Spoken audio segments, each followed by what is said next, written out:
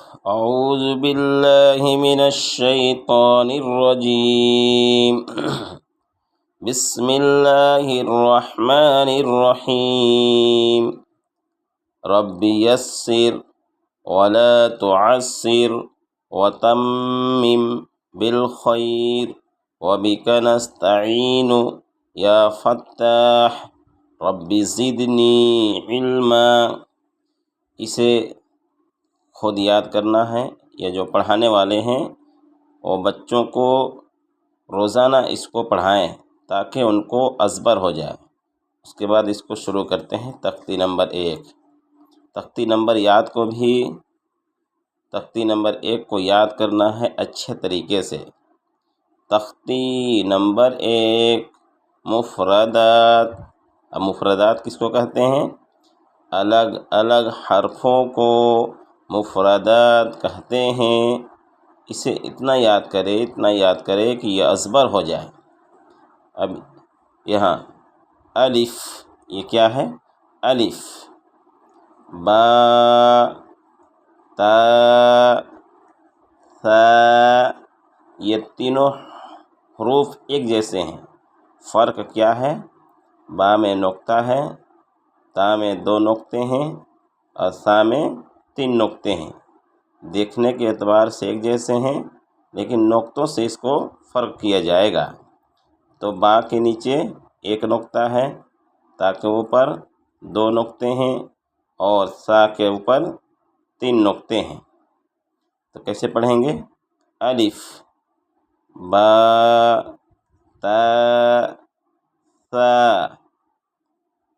ثا کو کیسے نکالیں گے؟ زبان کا جو نوک ہے اس کو اوپر کے ثنایا علیہ کے جو اوپر کے جو بڑے بڑے دانت ہیں اس میں ٹچ کریں گے۔ ثا، جیسے بعض حضرات کا نہیں نکلتا ہے تو اس کو اس میں ٹچ کریں گے۔ ثا، سیٹی کی آواز نہیں آنی چاہیے۔ ثا، یہ کیا ہے؟ جیم، ہا، دم حلق سے، ہا، خا، اس کو پور کریں گے۔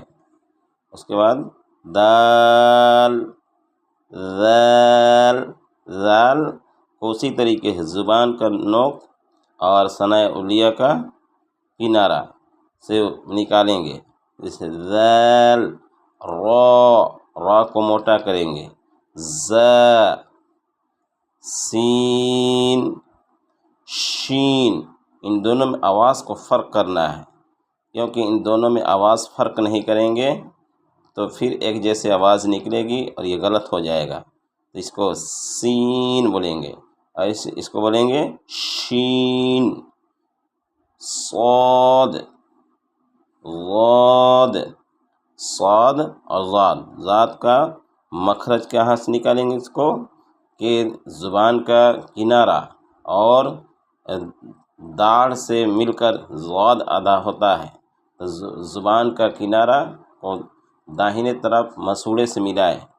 غاد، غاد، اس کو مشق کرنا پڑے گا زیادہ۔ اس کو مشق کریں، یا جو پڑھانے والے ہیں وہ خود بچوں کو مشق کرائیں گے۔ جب تک ان کے تلفظ نہ ہو جائیں درست اس وقت تک آگے نہ بڑھائیں۔ اس کے بعد طا، ظا، تا کو موٹا کریں گے۔ طا، ظا، عین، اس کو حلق سے نکالیں گے۔ عین، غین، اس کو بھی اخیر الگ سے غین اور خا نکلتا ہے تو غین بولیں گے۔ یہ فا، فا، قوف، قاف کو موٹا کریں گے۔ قوف، کاف، ان دونوں میں آواز کو فرق کریں۔ قوف، کاف، لام، میم، نون، واو، ہا، حمزہ، یا،